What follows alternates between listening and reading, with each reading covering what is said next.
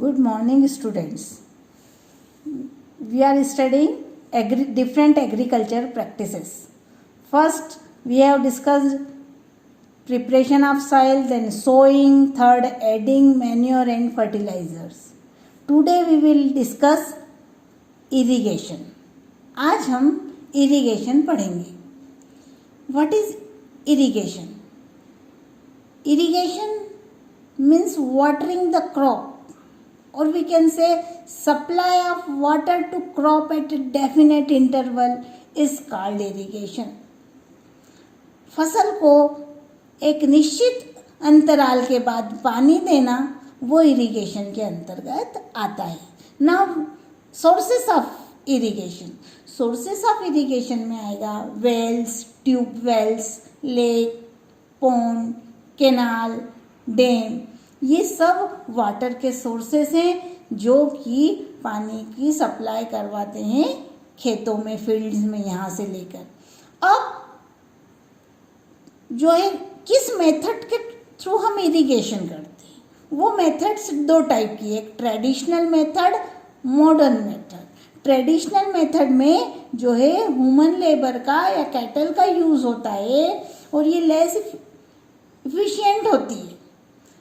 Traditional method में जो है रहट है, चेन पंप है, माउट है, ये सब ट्रेडिशनल मेथड के अंतर्गत आता है.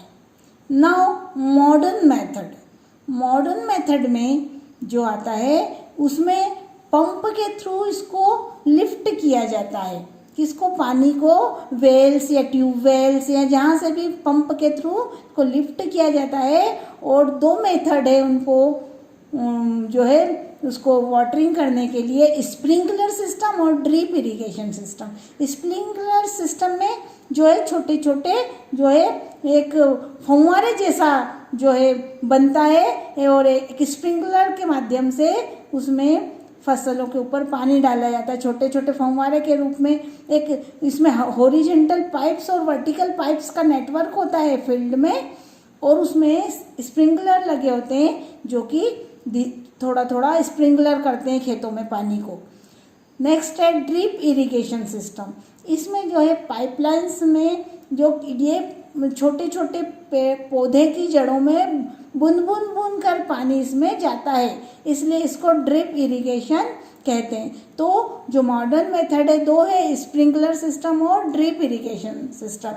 ये जो सिस्टम है मॉडर्न मेथड, इससे पानी की बचत होती है और एक बार इसको लगाने का जो है एक बार खर्चा होता है इसका सिस्टम को, बाकी बाद में इसमें पानी की बचत होती है, काफ़ी बचत होती है और बहुत कम पानी में हम इरिगेशन कर सकते हैं. Now we will study the next step, protection from weeds.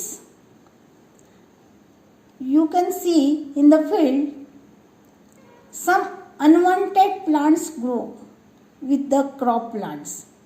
Crop plants के साथ कुछ अनवांटेड प्लांट्स ग्रो हो जाते हैं, उनको बोलते हैं weeds.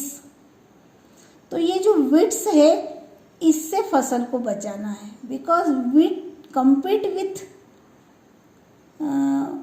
Crop plant for sunlight, water, nutrients, और फिर उस क्रॉप की ग्रोथ को कम कर देते हैं क्योंकि ये न्यूट्रिएंट के लिए, वाटर के लिए, सनलाइट के लिए कॉम्पीट करते हैं. ये सब वाटर और न्यूट्रिएंट ले लेते हैं और तो फसल को, पौधों को कम प्रोवाइड होगा.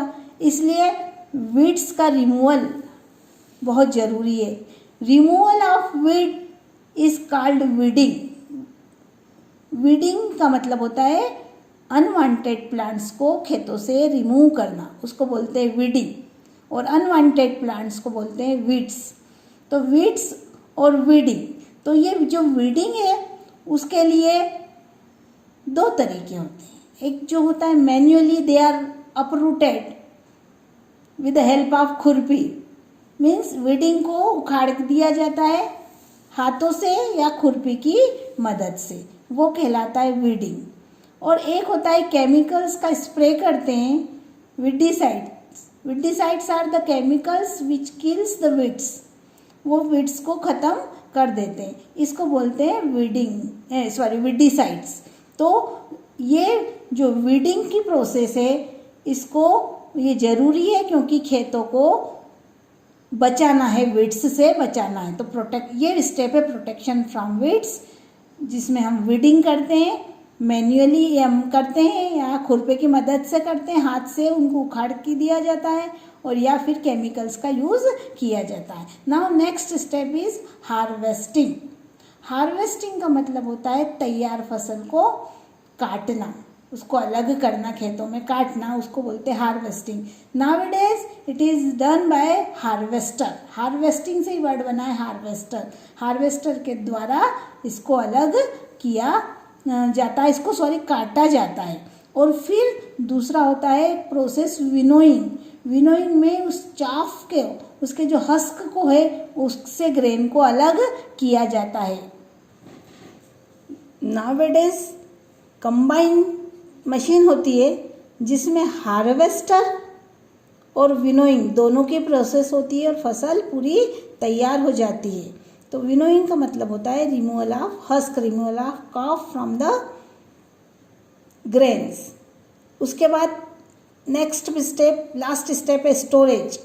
अब ये जो फसल को हमने तैयार किया है उसको प्रॉपर तरीके से स्टोर करना बहुत ज़रूरी है। उसको बचाना है रेट्स से, माइक्रो ऑर्गेनिज्म और दूसरे इंसेक्ट्स से बचाना है।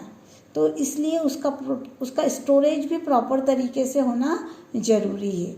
और जब तैयार फसल में मॉइस्चर ज़्यादा होता है सो उसको पहले ड्राई करना ज़रूरी है। So we have to dry the grains properly before storing the crop.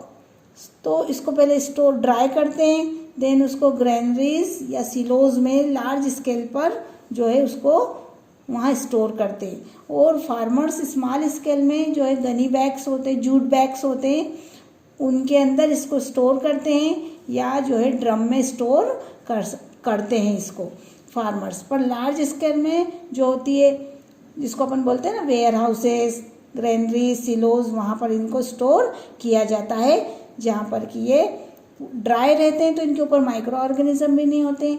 और वो ग्रेनरीज वगैरह में जो है पेस्ट्स जैसे रेट्स वगैरह, इंसेक्ट्स, इनसे बचने के जो है उसमें इनसे सुरक्षित रहता है फसल।